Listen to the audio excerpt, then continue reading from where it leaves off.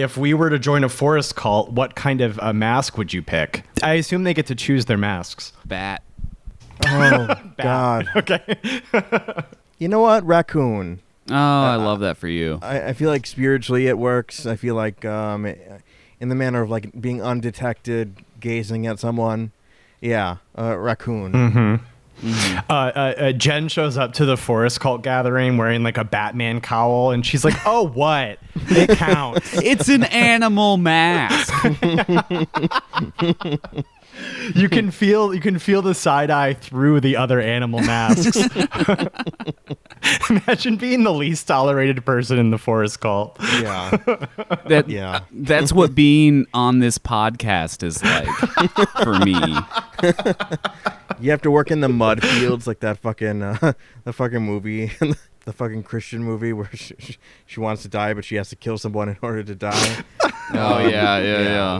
Yeah. You're sifting You guys mud. will be talking about like auras or something, and I'll just have no fucking clue what you guys are talking about. That is like wearing a Batman mask to the forest cult, you know? Yeah. Craig and I are draped in white and flowers prancing through a meadow. I'm being given like offerings of rabbit to like dispel the evil eye from people, and you're like fucking chopping wood.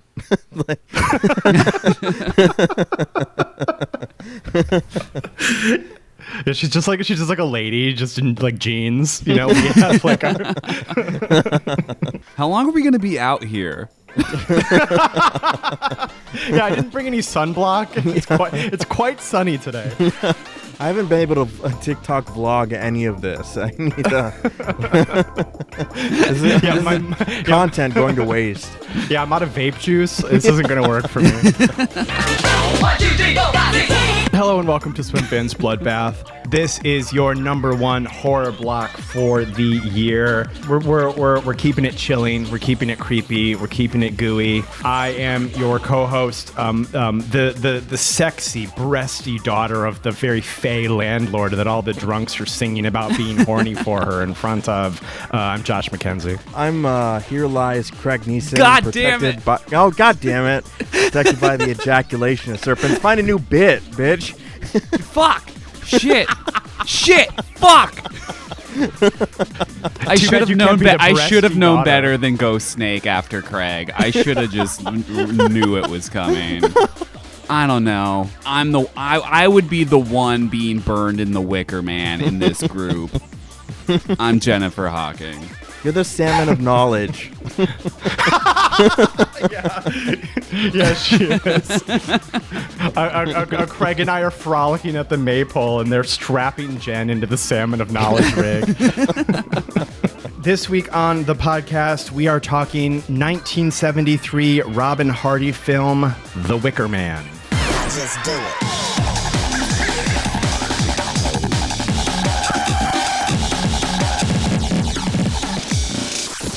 If you've not seen The Wicker Man, this is the story of Sergeant Howie, which so he's a guy from the mainland. He's a guy from like the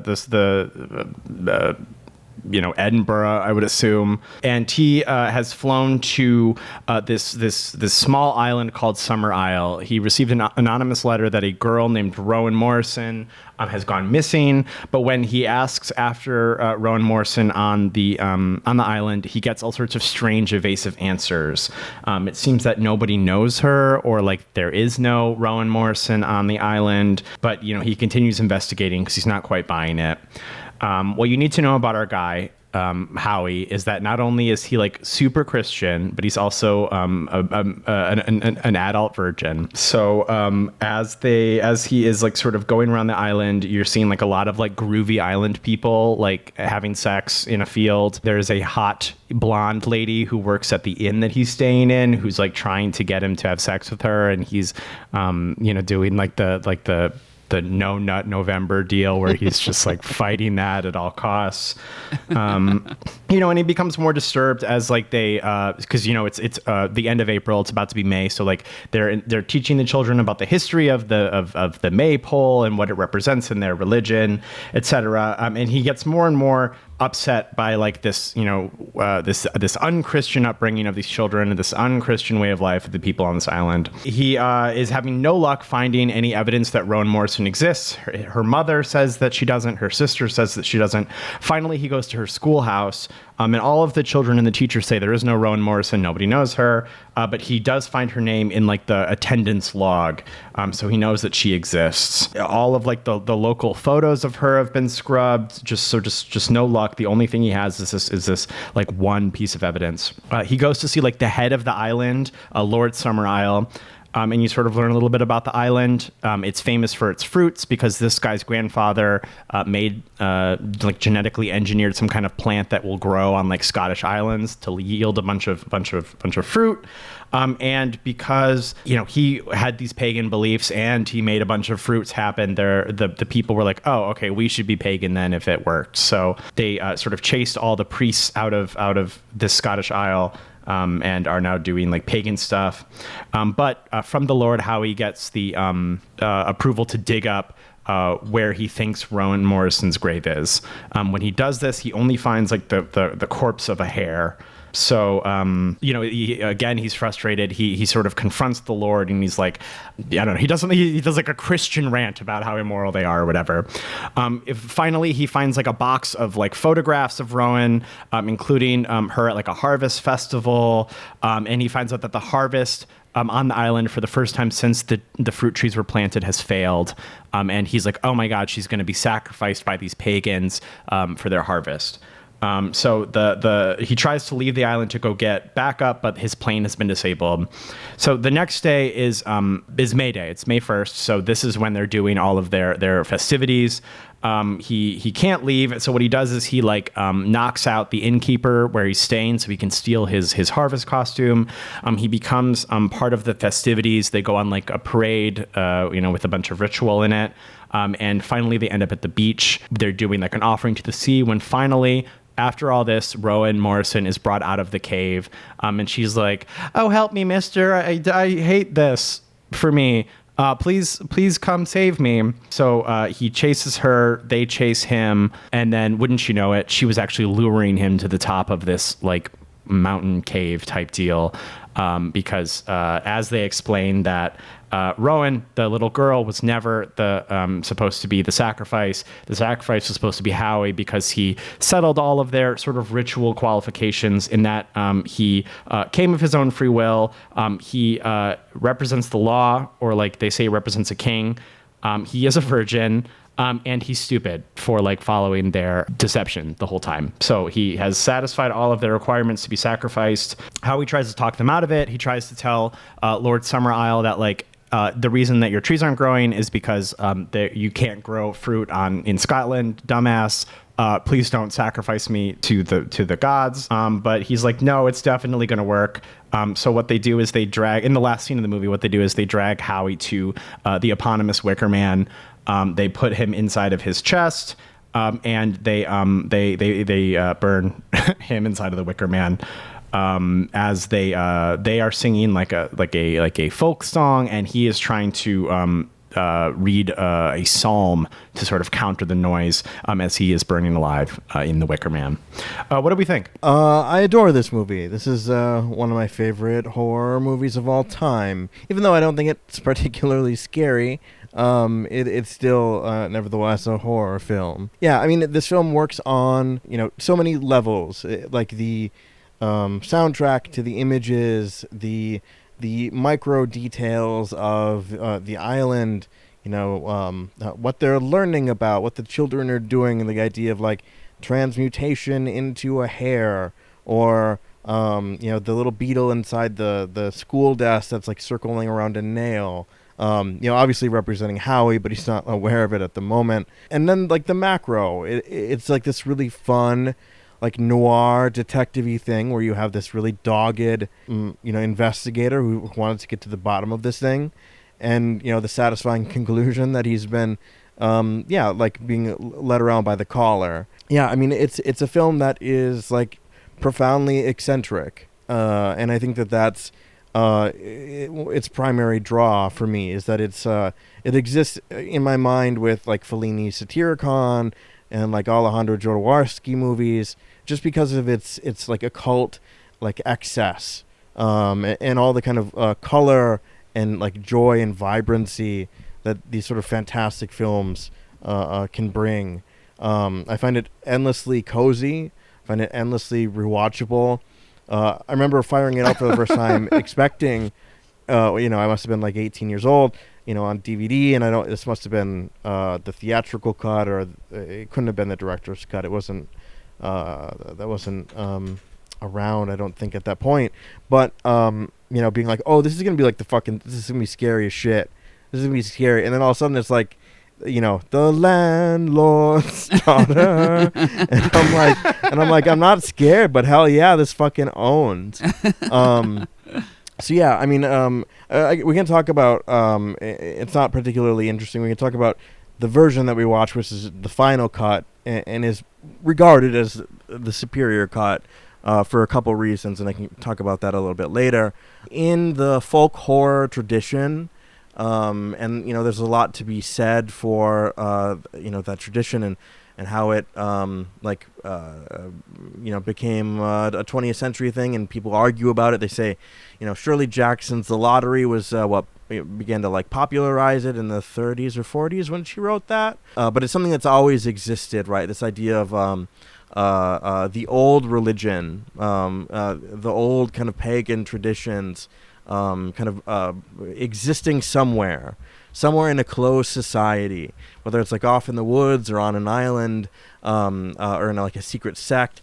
It's being practiced somewhere by some people, and I find that just endlessly delightful. And of course, the Blair Witch Project episode, if you want to listen to that, I'm just I'm bursting with like how much I love that like conceit, where it's there's a place in the woods where some bad stuff happens, some bad things that are occult in nature and almost impossible for a contemporary person to understand, and yet they get thrust into it. And I think that formula is maximum. It's on overdrive here. Howie, entering as this like rational, enlightened cop that believes in Christ and so on, meeting up against this old pagan thing, and the fascinating back and forth between Christopher Lee and Edward Woodward, who of course plays the cop, Christopher Lee playing Lord Summerisle.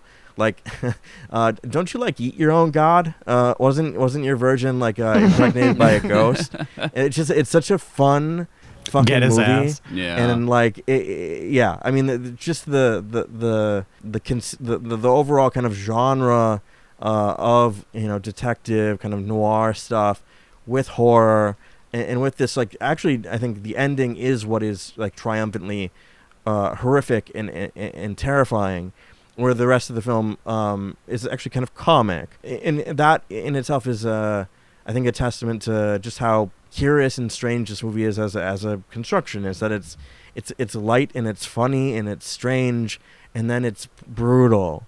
I really just can't speak highly enough of it. I love The Wicker Man. Folk horror is kind of a blind spot in my cinema knowledge, but I don't know, people doing cute rituals in a wheat field just doesn't make my pupils dilate like chainsaws do or whatever. This is crazy. Like, every aspect of it is amazing. I love like the culture of the island. I think the setup of having like a deeply Christian guy go and investigate them leads to such like a fun dynamic about like the differences between pagan and Christian rituals. The cinematography is lovely. Christopher Lee has never had so much fun on screen. You can tell he's relishing every word that he says, which is great because I think you're supposed to be on his side throughout most of the experience. I think even the movie kind of pretty much looks down on the police officer as like an extremely judgy figure, and like that's fun too, because like you're like kind of supposed to hate the main character, and you're supposed to kind of like love the weird cult.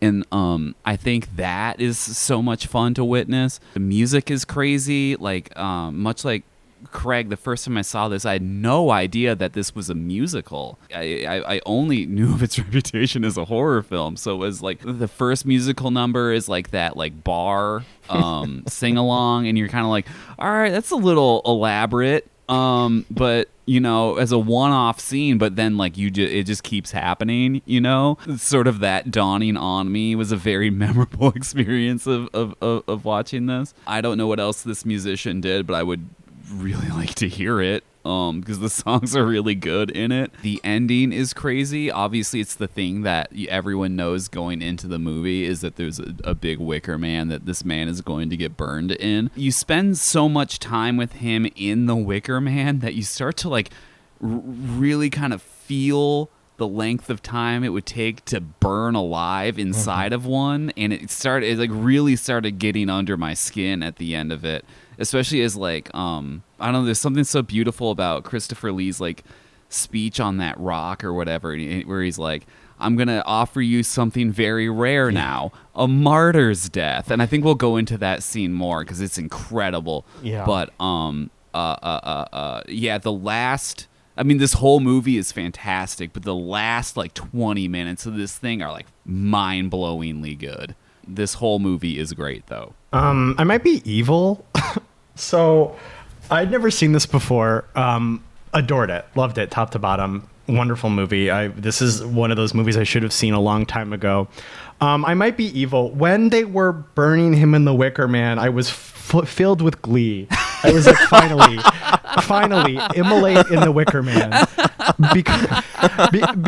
And I too was singing a Middle English folk song in my bed, because like I mean the idea of this like Christian scold just walking up to your house and being like, hey, fuck you, pervert, kill yourself, is so annoying. Obviously on purpose. Like I think it's quite a clear metaphor of what organized religion is like, for just like invading regular people's lives and instructing them how to live them, and calling their basic religious practices immoral, even though like they're just adults having sex with adults in a field. I think it's fine.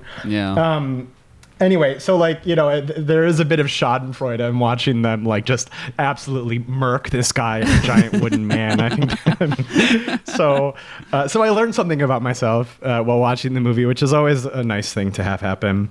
Yeah, no, like the two of you, I had no idea this movie could have been so musical. I was floored at the first song when they were just talking about how like good this lady's boobs are, like in front of her at the bar. In front of her and her dad. I was like, I just thought this was a horror movie, but go off. I loved the Maypole song, went crazy. Yeah. Okay. That shit was stuck in my head for real. Every song was really good. I really love folk horror. I love, there's not a term for this. I'm going to pioneer a term for this, but just like movies that are about like ritual magic like this, like we talked about this with the Dark Song. Yeah. A movie just for Craig and I and nobody else on the planet. I liked it. I believe I said it was an 8 out of 10. We're putting Jen in the Wicker Man for a Dark Song, by the way. I mean, it's okay. We're doing the Abramelin and we're putting a Wicker Man inside of it. We're doing double ritual. Well, that's how you make the angel stronger. Yeah.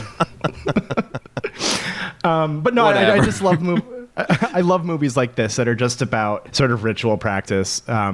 This movie is everything that Ari Aster wanted Midsummer to be, except for he like sucked at it and made it bad and not good.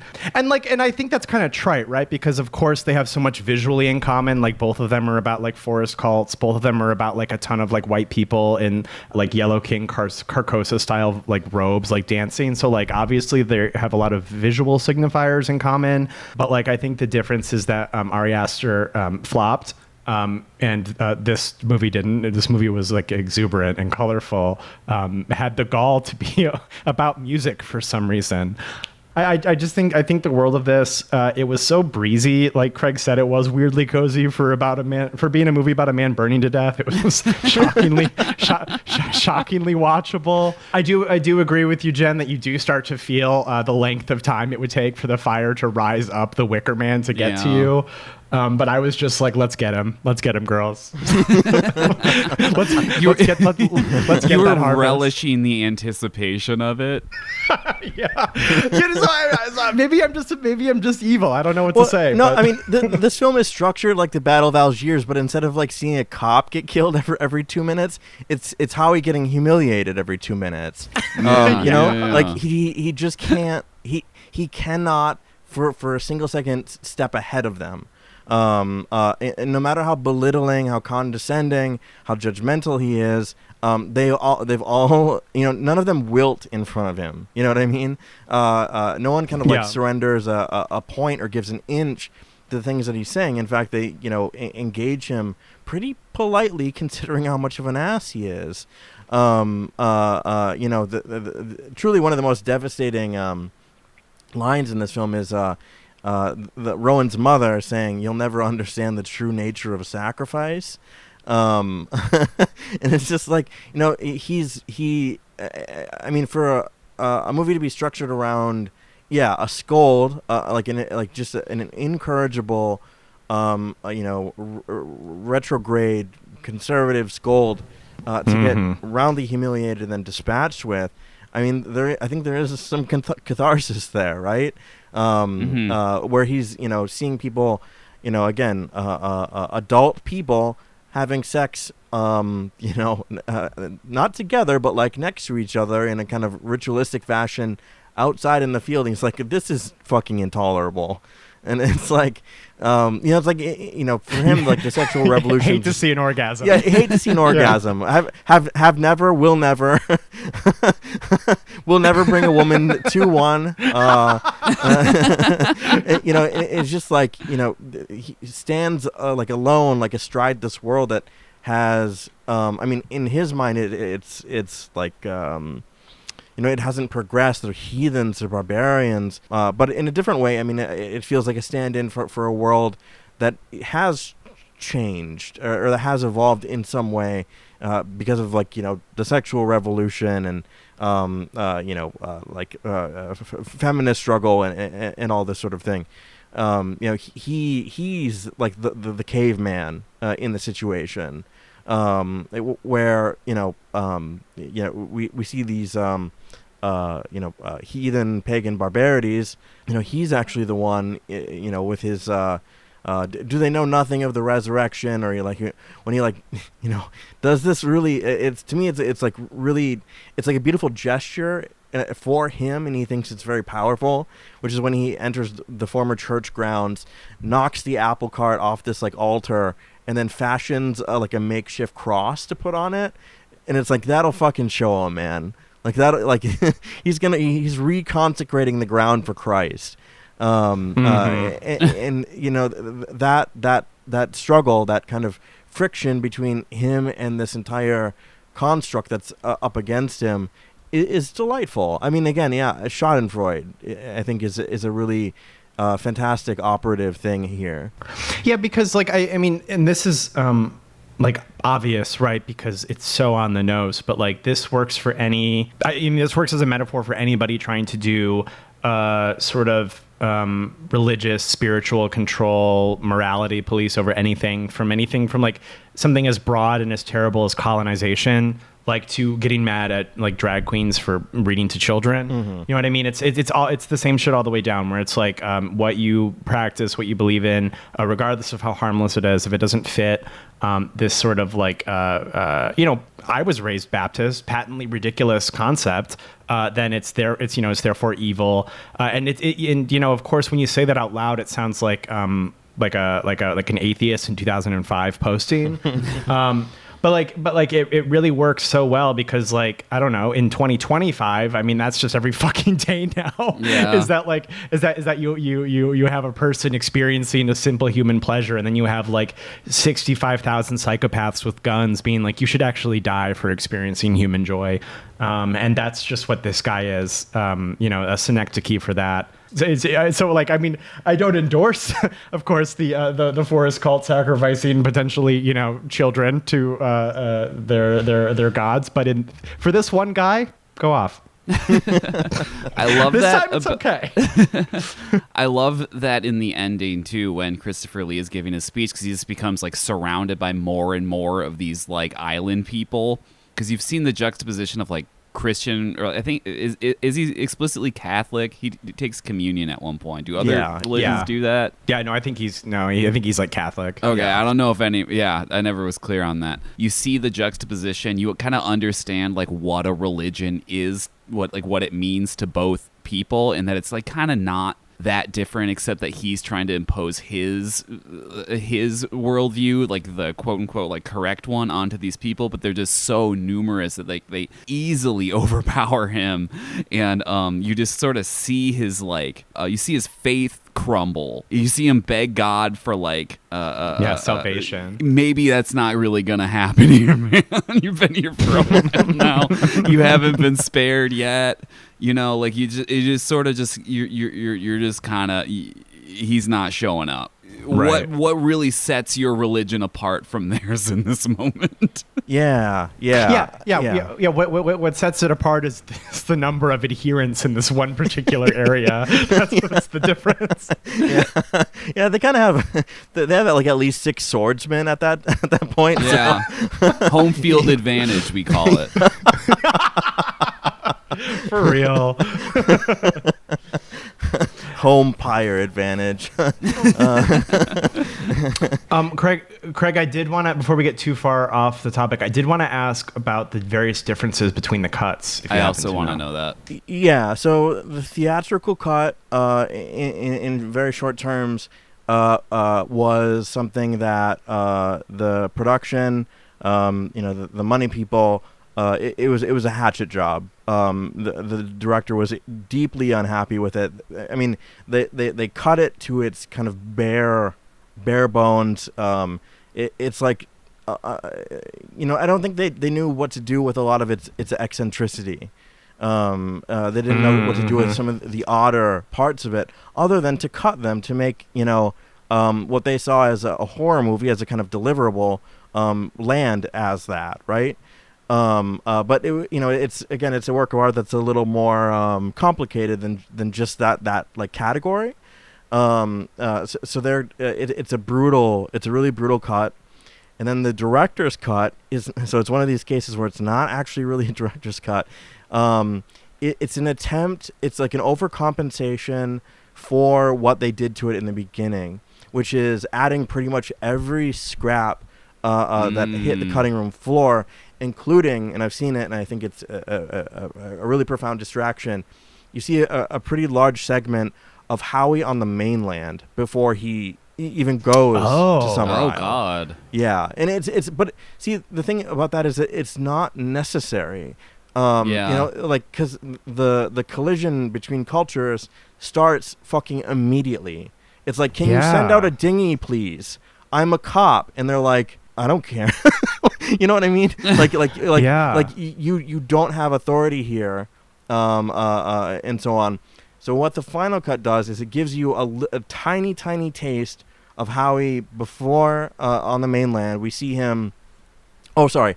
I should also say, the theatrical cut and the director's cut throw things out of chronological order, and it doesn't. There's no reason for it. There's just absolutely no reason for it. So what the Final Cut does is it sets things back into chronology. It gives you a little taste of Howie, again, receiving communion, transubstantiation, the body and the blood of Christ. And then bam, we're corn rigs and barley and we're on the fucking plane. It re-adds in, some of the things that you probably notice when you're watching the film is these very serious dips in quality, which are pulled from 35 millimeter positive prints, which is the only place that that footage existed.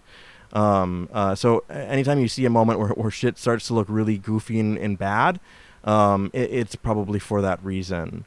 It reinserts kind of in the director's actual, like, this is the film I wanted to make version, I think it's a good trade-off between the brutal cut and the very indulgent too long cut, which also cleaves out a couple of the moment where because Howie gets tempted over the course of 2 nights by the landlord's daughter. There's that moment where Lord Summerisle shows up with a young boy and they're both wearing kilts for some fucking reason. And he's like, yeah, go sleep with the landlord's daughter, because apparently this is what happens on the island, is you sleep with the landlord's daughter to become a man or whatever, right? They have a whole song about it. Yeah, they have a whole song for it. It's the path between her left toe and her right toe, right? And I fucking sorry, just really quick. I love the visual, like the path between her left toe, and then you see a foot, you see the left foot, and then her right toe, and then you see a right foot pop in. It's just like, it's so funny, it's so joyous. But that moment, and it's one of my favorite additions to the film that I don't think I saw when I was young, is Christopher Lee reflecting on sex and sexuality while these snails are fucking. While these snails are like getting all goopy on each other and shit. But yeah, it's a movie that was brutalized and then like overcompensated and then kind of set right, and then had a really beautiful and very thoughtful restoration by Studio Canal in its 4K edition. And it really is the definitive version. I mean, it's regarded as that by like the majority of people. I know that like consensus on the internet or like among film people is weird and maybe not super relevant, but also the director, he's like, yeah, this is it. Those are the differences, is that it was tortured a couple times before it got here. That's so interesting. Yeah, because like I feel like part of the reason why the movie works so well is that you don't see any of like, quote unquote regular society. So like you sort of lock into the tempo of like the cultists like immediately, and it sort of others our guy just because he's literally the only one. And the footage that remains from the mainland, it's super tight to Howie. Like, he's obviously at a church and he's obviously receiving communion, but it's so super tight to him. We see a cut to who could presumably be his wife. I mean, that's the implication. Right? He's engaged to be married, has not been married. That's why he hasn't had sex yet. Because he doesn't, quote, believe in it. And he doesn't believe in it. No offense to you, landlord's daughter. I fucking love that.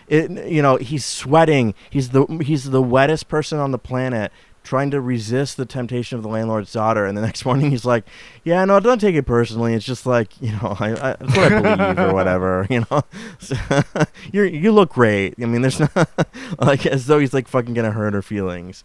It's best that the world that Howie represents and the kind of like ideology and the thing that he carries, he's the only like lightning point for it. We don't need, because it's obvious what he is, right from the get-go. He identifies himself as a kind of protected class of individual. Again, he's like very he turns his shoulder and he reveals the kind of sergeant's marks on his uniform. And it's like as though that is that's his permission, right? Like, you send that fucking dinghy, I've got these two little like golden triangle things on my arm, right? Like that the friction between what the island is and how the island is structured as a society versus what he is representing, you immediately get that friction. Like the friction lands and it connects immediately, and there's just simply no use for like, seeing him as a cop, seeing him receive the letter that has, Rowan's photograph in it, blah, blah, blah, blah, blah, blah, blah. Yeah. It's just, I have this photograph of this girl and I need to find her. Fucking beautiful, amazing setup. You've got it. You've immediately propped up the world. We, ostensibly as the viewer aren't part of a Woods cult, right? So like we are his back. We are like the society that, it doesn't need to be pictured in the movie, because we're watching and we're like, oh yeah, that's crazy. I can't believe that they're teaching children about the phallic symbol of the maypole and like, I don't know, comparative religious studies class. So like, we are sort of satisfying that requirement for the movie. And it's like, oh yeah, no, you can keep this a tight 90. Don't get us off the island. We don't need it. Right. Exactly. Yeah. Aster. Man, well, okay, but in fairness to Aster, the part where the sister has killed herself with the carbon monoxide mask is the best part of the movie. Oh, I mean, he opens it with a gut punch, like a gut punch to end all gut punches. Like it's a brutal, and it's even to my mind, it's a really, really evil thing to do to an audience. Is to really start you off with a fucking. I mean, I've seen a lot. I've fucking been around the bend. I've seen lots of artworks that are upsetting, but like that, there's something so savage about that as an opening that, like, I think is difficult, is destabilizing and difficult to recover from. Yeah. I don't think the movie they just ever fucking slap you with it. Yeah, I don't think the movie ever like recovers from it or anything. Like it's just like that's like gonna be like the central takeaway from the rest of the movie, no matter what. Like yeah. Like if Florence Pugh can only walk around in a fucking daze after that, Yeah. He started the show with the showstopper. Yeah, because then later he's like, no, wait, we're going to crush this man's head with a giant mallet. And it's like, well, all right, but I've already kind of seen it. Right. And so in that moment becomes completely cartoonish. I mean, it's hilarious. It's literally like Ren and Stimpy shit, because what we've seen is we've seen the fucking void. We've seen this like the carcass of like mental health and like and like these very real raw things, and then suddenly someone's getting whacked with one of those fucking circus hammers that you fucking make the little thing go up and hit the bell if you're strong enough or whatever. Yeah. It's Amy Rose's Pico hammer beating that guy's head.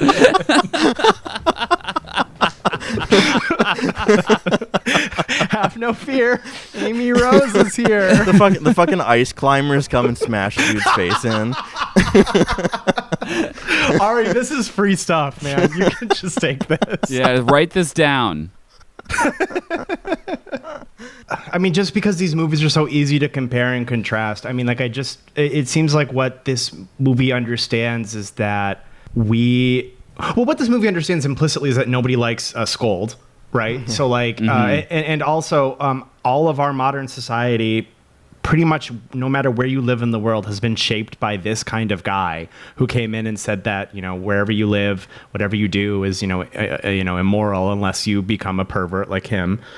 So like right away, the movie takes on this like universality, I think, where like, unless you're like a freak who's cheering for, okay, I'm not saying you have to hope that Officer Howie burns in the Wicker Man. Yeah. I'm not saying you have to be psyched about it like me. That's not the point. But like, I do think that like what this movie gets is that, unlike the cult in Midsommar, which is like completely obtuse, completely like indecipherable, you do get a window into these people because they're, they are understandable in a way. They're like mostly pleasant. They're mostly not doing evil, mostly. And so like it just like is able to put you in the tempo of how this sort of works, whereas in the other Forest Cult movie, Florence Pugh is mad at her boyfriend. Yeah, right. And I mean, you're given like even though it's like occult things kind of like thrown at a wall, and they're delightful, but this is like a pretty full cosmology of what these people believe. Like that. After the death of the body, one enters the world again, and there's insemination, and insemination, creates the fruit, and the fruit, we consume the fruit, and then we die, and then we become the tree, right? That's the Maypole song.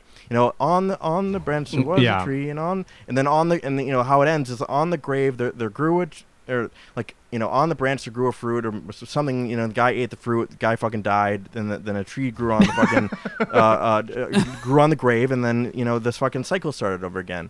And the kind of like contemporary anti like children learning about their sexuality thing, it remains kind of like universal.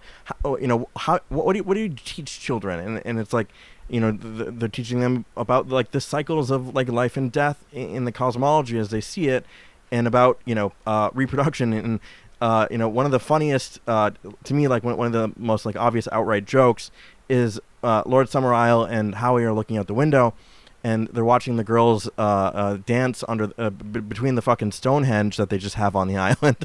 And he's like, they're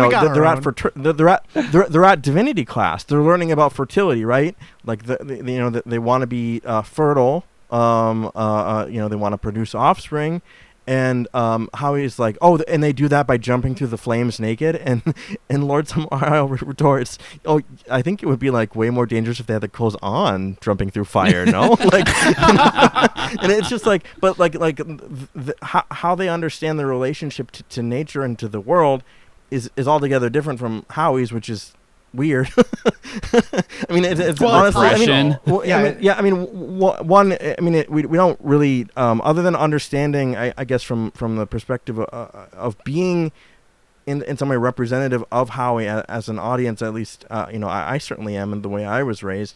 That like, Howie's belief in transubstantiation of like the bread actually becoming flesh, the wine actually becoming blood. Of divine birth, of resurrection. What does the school teacher say? She says something to the fact of, children find that idea of, what's the word for a body coming back to life? Resurrection. Oh, the rotting body resurrection zombie thing. They find that a bit harder than the idea of, turning into something else. Of like, on the grave, all these trees are planted and so on. Again, according to like the Maypole song, it's like no, but dude, like you've not meaningfully scrutinized what you believe either. Like we have like a full grasp on like what we mean and like what sacrifice is, like in the pain of like. I mean, the island has suffered this like lost harvest, so it's not like their whatever the belief system is bulletproof, but nevertheless they're going to try to fucking engage with it according to how they understand it by burning this guy alive. And I think that's I think that's kind of reasonable in a certain way. all roads lead to immolating a guy, and that's just the way it goes. But I mean lest I come too hard in favor of the Woods Cult, which far be it from me to do so. I mean, at the very least, they have a religion of accepting nature as it comes, right? Like you are born, you have a body, you take up physicality, you have sex with another person, you make another person, nature feeds you, and then you return to nature and it is fed. Like regardless of all like the wooey woo shit, like that's quite literally what happens. Just like on like a physical level, as opposed to I guess Catholicism in this case, which seeks to deny all of those things. No, you won't die. You actually live in the kingdom of heaven forever, which is, absurd. You shouldn't have sex, and if you do, it should only be like 3 times for procreation, which is absurd. That's not, I guess, some people don't have sex, but, for the most part, humans are sexual creatures, and that's what happens. You aren't supposed to think about death in these ways that are sort of natural and that are part of a cycle. So like it's all of these things that his religion is denying, like just the literal facts of being a creature that lives on the planet Earth. And so they might be freaks, okay, but at least they're not lying to themselves. Right. And they understand, like, even though they've created dressing around it in terms of like what the sea brings them, or what the volcanic, volcanic whatever, the soil rich island that they occupy, the warm Gulf Stream air, the celestial, the sun, the idea that that's the thing that brings like life to the plants that again allow them to subsist on the island. Like there's like a connection to like the to the actual like machinery of being a person that seems, from Howie's point of view, to be mostly shame-based and a thing to not talk about. Yeah. Because instead of like life stemming from an observable like phenomenon like the sun hitting a tree and photosynthesizing and making a fruit, it's Jesus did it. Because like these, you are to deny what you can see and observe, because then those aspects of your life can't be controlled by somebody else. Yeah. Like you have to pretend that you don't have sexual desire. You have to pretend that if you're good, you get to live forever in the sky, so that other people can control your mind through your behavior. I'm not against organized religion, by the way. I'm just like saying this is. I really hate this guy. Okay, this guy. Fuck this guy in particular. But yeah, so yeah. I like that he puts it kind of in his terms too. At Lord Summerisle, he goes like, "You're gonna undergo the process of like death and reincarnation or whatever." And he's like, "But it's not really you're not gonna really be you at the end of it." Yeah, right. And I love that. I love that perverse bargain. Even though Howie's like not like a willing participant of it, they get their pagan sacrifice. They get to sacrifice the body, and he's Lord Summerisle is very astute in saying this. He's dying a martyr's death, which simply like doesn't really happen these days. He is going to sit. I love Christopher Lee. I love Christopher Lee in this, and like he's like this like debonair fucking. He's like the only person that's like dressed up, he's like wearing a turtleneck and a fucking blazer, and he's like playing the piano while the hot teacher is like rubbing herself on like the fucking like animal rug. He's crazy. He's just like cool, he's like crazy this shit. He's like this cool 60s cat or whatever, he's smart as hell. He lays pipe. He lays pipe like he's like he's a little self-deprecating. He kind of understands like his grandfather and his father's position and how he comes to be. He's a very, he's the ending reveals him to be a complete like zealot, that he absolutely believes everything that his father believed, that his grandfather believed, and continues to carry the torch, even though he was perhaps a little evasive about it. It's like, you are going to sit among the elect. Like you we've given you like the ultimate thing for someone of your your stripe, like that bargain that they strike, even though it's not willing on one part, is incredible. I feel like from a writing point of view, that idea that like in a sort of like shock jockey way, Edward Woodward gets burned alive at the end, and you're just like, oh shit, that was crazy. But there's no like substantive, like buoyant, it comes to this point, like it cinches this conflict up in the end. The denouement of that bargain to me is just, it speaks of like a really careful and considered like a type of writing that's remarkable. And again, when Howie is in the Wicker Man, he vacillates between, being in the fetal position on the floor, being like, I'm just like a pathetic sinner and my dick's little shit. But there's also a moment where he gets righteous and he's pointing out, you heathens are all gonna burn or whatever the fuck, and he's like going through like these like stages of fucking grief in the Wicker Man, and even in death, like he can't help himself but to like lash out and judge. Like he is like the scold to the end. Yeah. Christopher Lee is right. It is kind of a win-win for both of them. Yeah. Or like religiously. Yeah, and literally, and one group is joyous, and the other group and the other party is fucking terrified. There's like depictions of like Joan of Arc, and of course like Seventh Seal also kind of counts as like folk horror.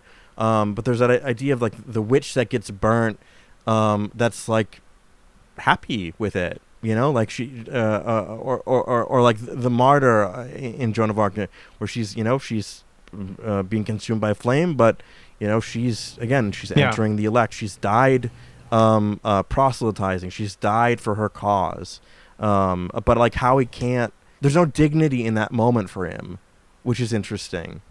Like, just to add on to that, like, final scene, like, what makes it so smart is if you're not, like, if you do look at it objectively, like, if I'm like turning off like the evil switch for a second, like you're tapped into the town's tempo, I think, for the bulk of the movie. But then you do have this moment where Howie is like, they're gonna kill you too. Like, this isn't gonna make the crops grow.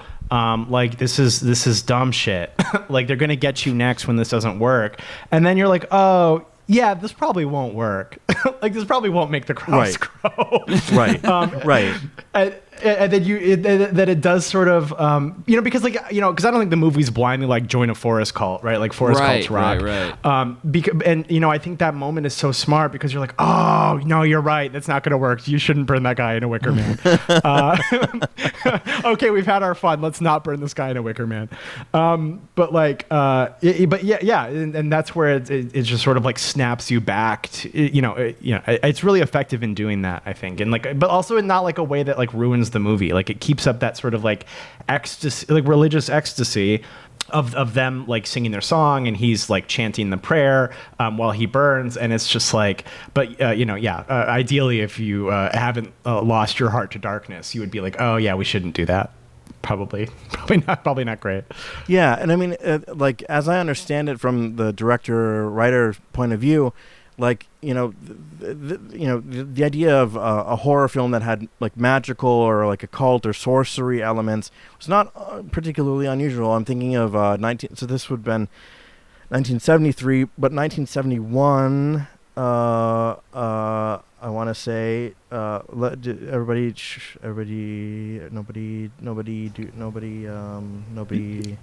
What's going on? I'm trying to make a point. Me when I'm not. Me when I'm nobody.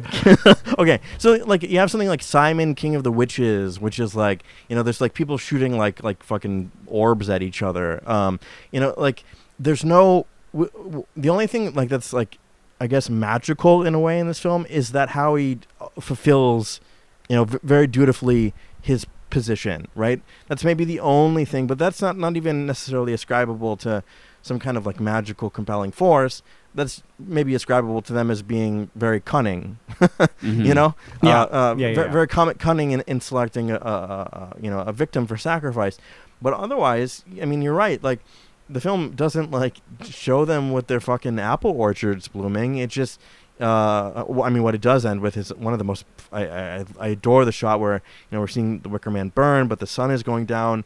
We get like a really a big close up of the head, and the head kind of collapses into the fire and reveals the sun, this like burning, like impossibly golden orange sun on the horizon.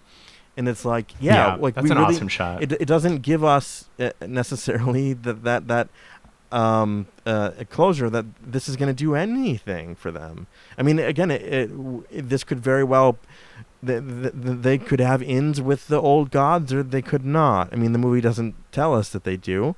So I guess it's off to the Gulf Stream heirs and the sun and the fucking soil to either give them their crop back or not. And I think that's a beautiful thing, is that there's no real like magic in the film. Yeah, I feel like the movie kind of comes down pretty firmly on it's not gonna work.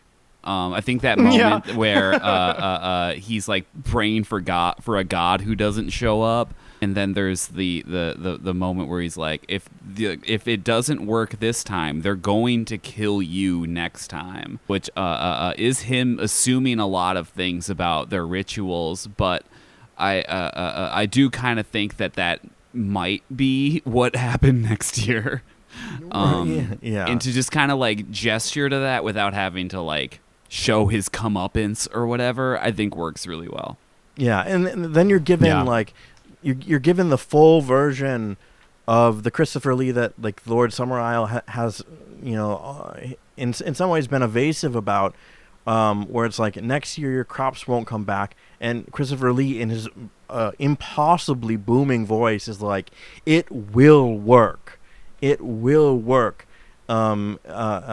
maybe like when Howie first says that, like Christopher Lee doesn't really react. He has this like very stern, like piercing kind of gaze at Howie, but even his like non-reaction is a kind of reaction. Like this idea that like what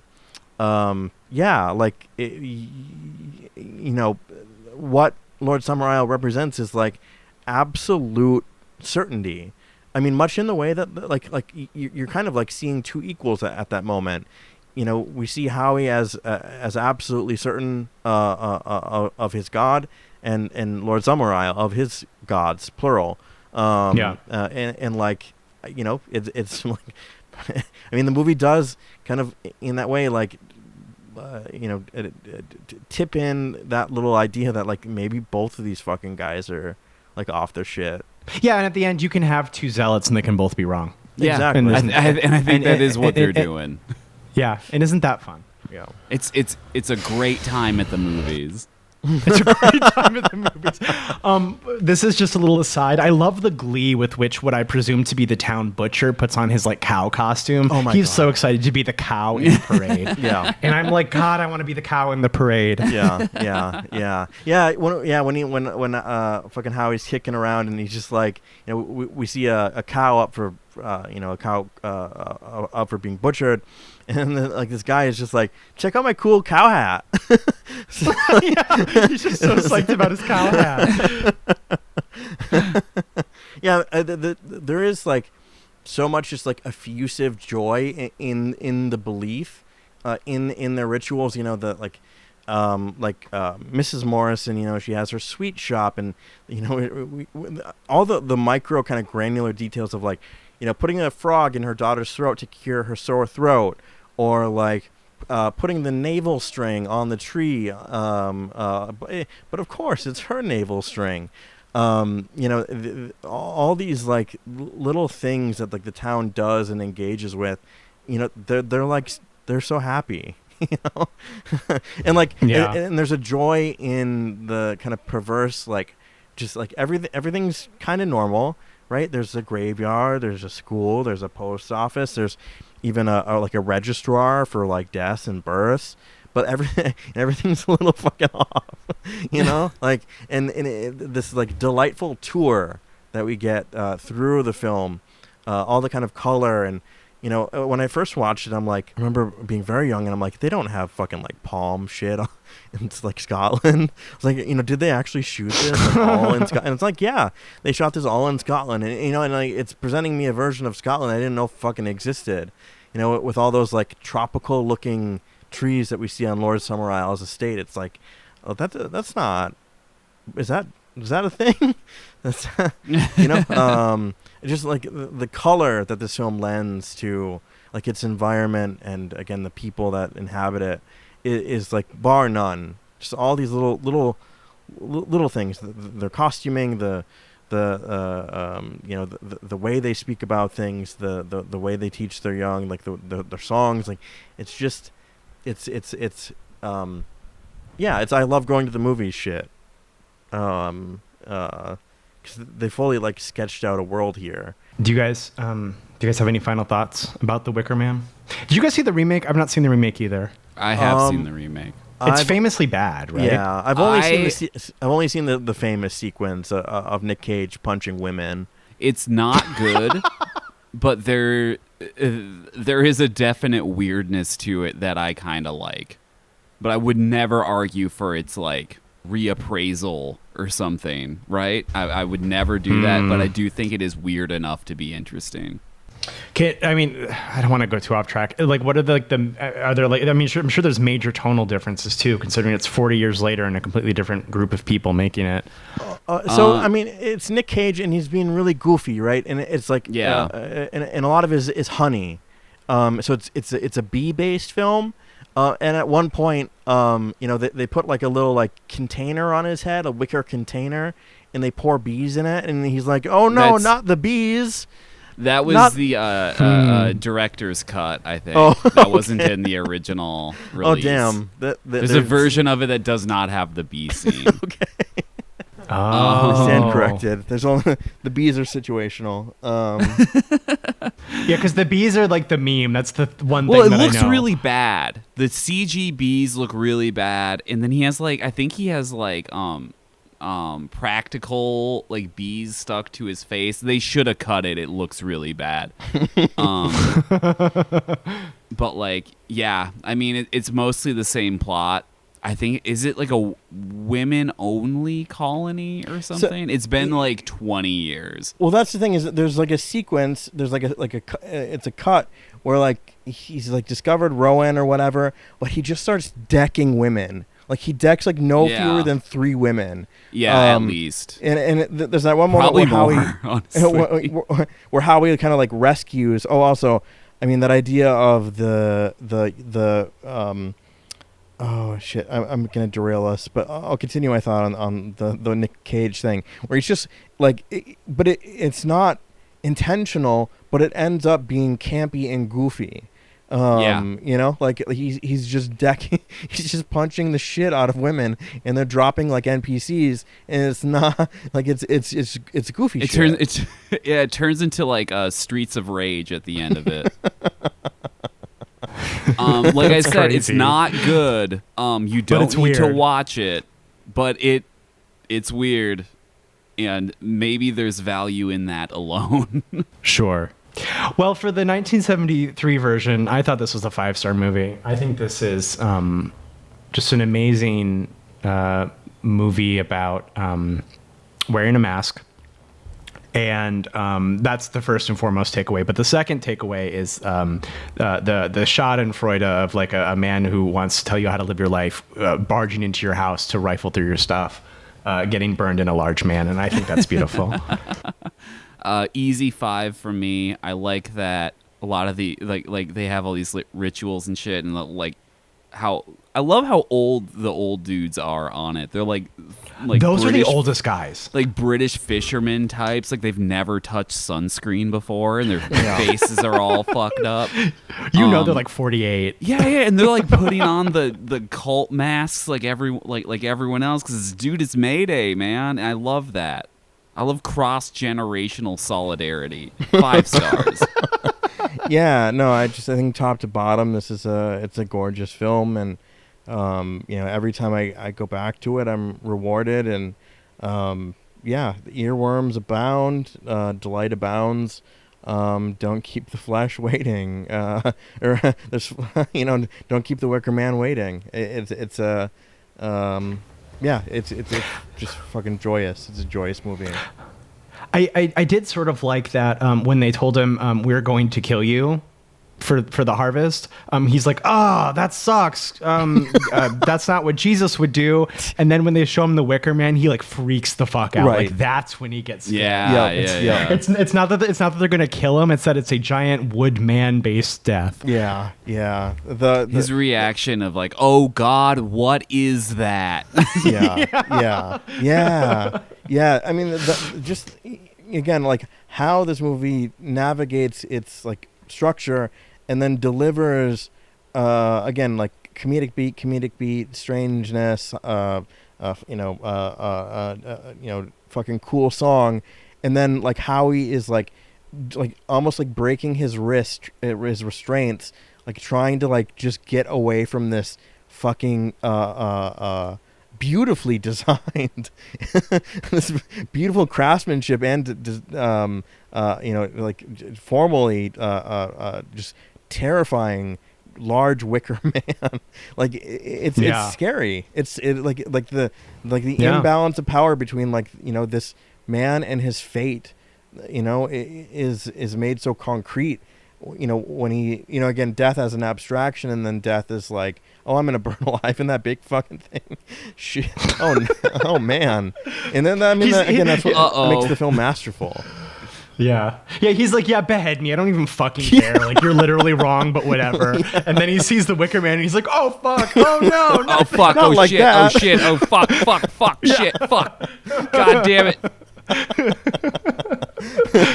Are you sure you wouldn't rather behead me instead?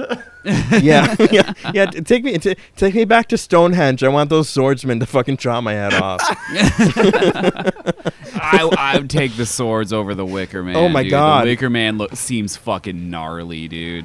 It's objectively way worse. It's just he's so down to be a martyr until he sees the Wicker Man. It's just a great it just became very real for him all at once. Everyone's a fucking tough guy until they see the large wicker structure that they're gonna be burned alive in.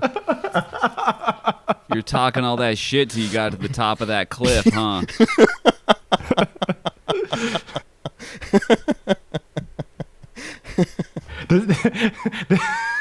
Never mind, that was a stupid joke. Never mind. Yeah, this movie owns. Thank you for listening. Them superpowers get neutralized. I can only watch you burn in silence. The famous copper we once knew is fuck, sorry, no. God, that's fine. I'm a fucking idiot. We have a question. Okay, we have a question from Naji Kirima. In honor of the season, if the Swimfans were in a slasher movie, who would be the killer and who is the final podcaster? Okay, like, I don't feel like the killer is any of us. I don't think we're the killer. Can we? I think would it be Kyle? Well, Kyle. Yeah, I mean, Kyle wants us dead already. So I do think that. Do you know what? A guy asked me this question at the farmer's market like 3 weeks ago. I'm not about Swimfans, just about like who if I would be the killer in the Swimfans movie. I would like not make it. Did you run away from him? I would not actually bought a loaf of turmeric bread from him. So, it's poison. So no, throw it out. He actually got my money for that question. It's not turmeric. It's arson or arsenic. For me, I definitely think I'm like the teenager who is having sex for the first time and is like the first guy to die. I'm like, what, is that Johnny Depp and Freddy Krueger who gets like eviscerated? Is it Johnny Depp? Johnny Depp gets turned into a fucking like puddle of blood. That's he gets sucked into his mattress and then liquefied through it. It's a pretty good effect. Okay, so that's me. I think. I don't think I'm making it far. I feel like I'm the person that feels like they have it figured out, only to realize they have it wrong at the end. Like no, I've really got him here.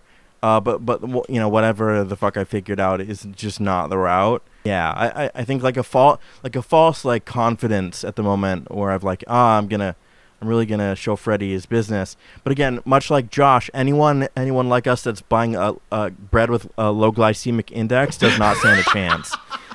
We're fucking whatever. Like It could be like Leprechaun. If Leprechaun didn't even have special powers, we'd still fucking die. That's actually true. I would be murdered by both the Catholics and the Forest Cult. Neither. I wouldn't survive either religion.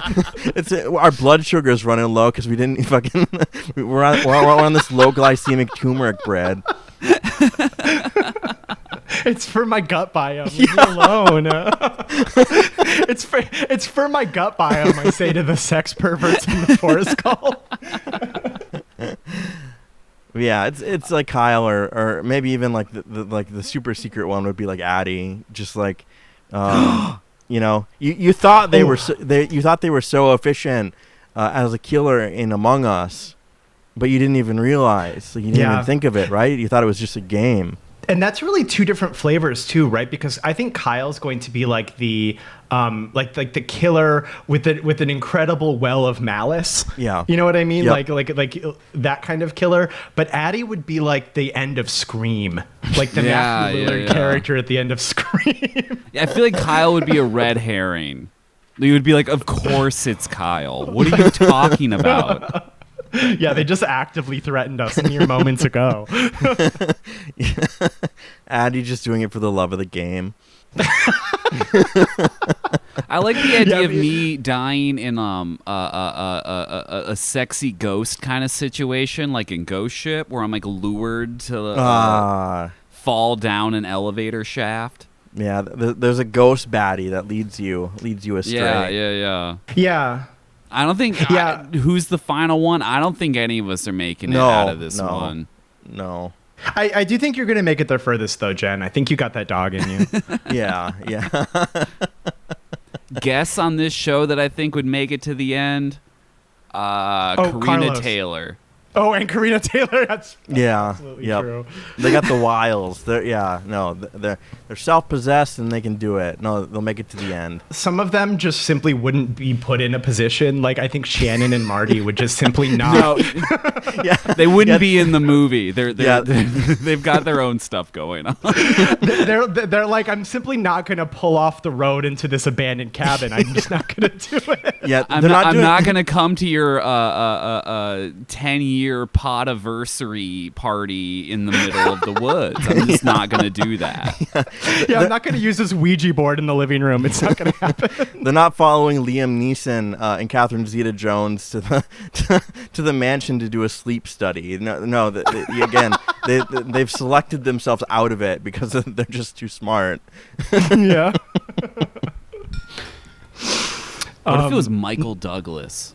He didn't appreciate the A Perfect Murder episode. Oh, yeah. Oh. Yeah. And see that, and it's the perfect crime too. It's like, oh yeah, somebody saw me wearing a trench coat in a train car with a kitchen knife.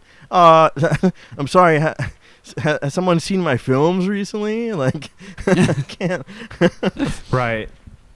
No, and that'd be great because it's like, oh, you wouldn't believe how served cold this revenge is. It's you guys did a whole thing about teen movies, and I've been waiting. The killer is recreating murder scenes from erotic thrillers. Michael Douglas gets out his fucking cell phone, puts it to my ear, and he's like, "Call my money." Call money, please. Call my money, bitch.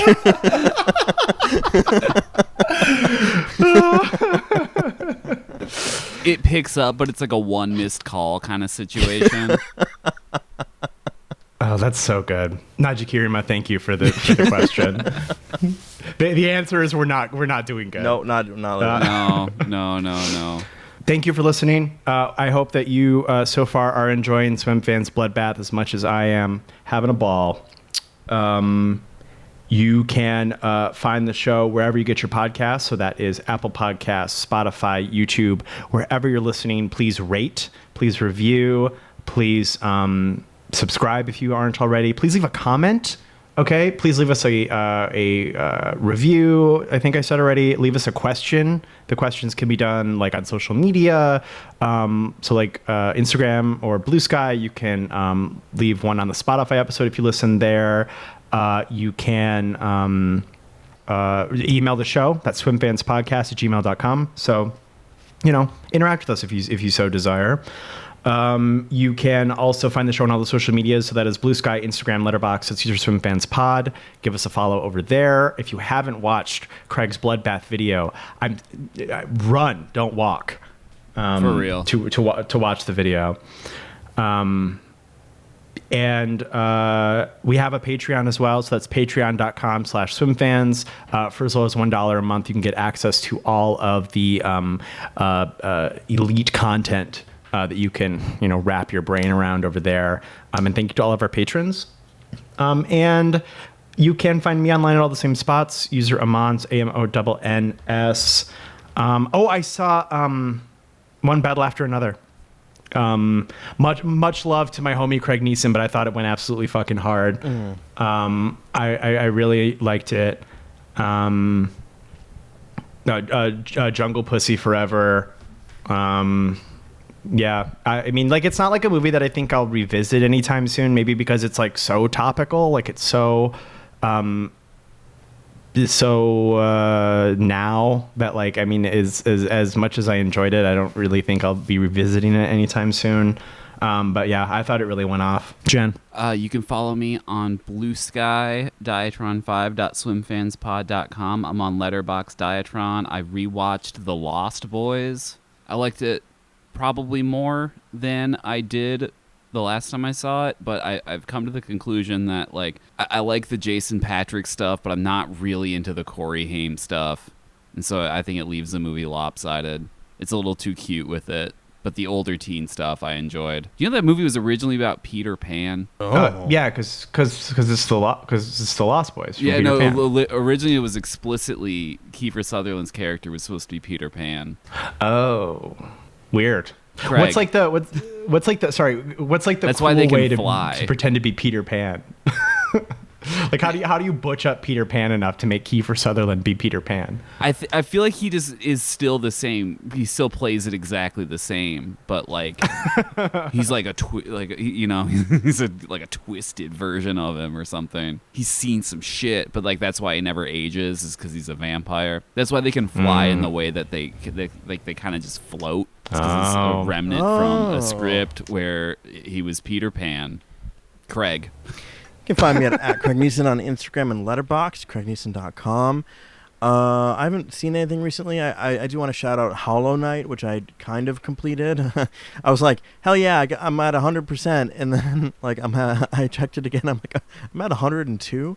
And then I realized, okay, A+. Yeah, I know. But it's like, there's like 112%. And there's like a whole, like, if you're like really good at the game, you can like play every single boss like in sequence, and if you win you get like different endings and shit. I'm like, no, I'll just watch it on YouTube, thanks. You get higher percentages. Yeah, like I think the completion is like 112. But I do want to say, I think I shouted out, like, I was just inspired by everyone playing Silk Song, and I wanted to actually like finish it, and I'm really glad I did. I think it's beautiful. I think the sound, the art direction, the writing, the gameplay itself, it really does reward exploration, so on and so forth. Really great. Hollow Knight, white hot Hollow Knight. I do want to. This isn't really more of a recommendation. There's a film called Apostle. It's on Netflix. It's basically The Wicker Man. If The Wicker Man was a little more eldritchy and much more of a video game. It doesn't take itself very seriously. It's like this drug-addled gentleman who's like been sent by his father to steal his sent by his father to rescue his sister, who's been kidnapped by an island cult. And it fuses all sorts of like Lost things. I feel like there's DNA from Lost. There's DNA from Wicker Man, like big time. But it's a folk horror movie, and it's really, really silly. But like it manages to like hit all the kind of cliches that I think are very obvious and big, while being just like a really delightful, almost nearly action film. So yeah, check out Apostle if you're interested in what I just said. It's like 2018 or something. It's a relatively recent film.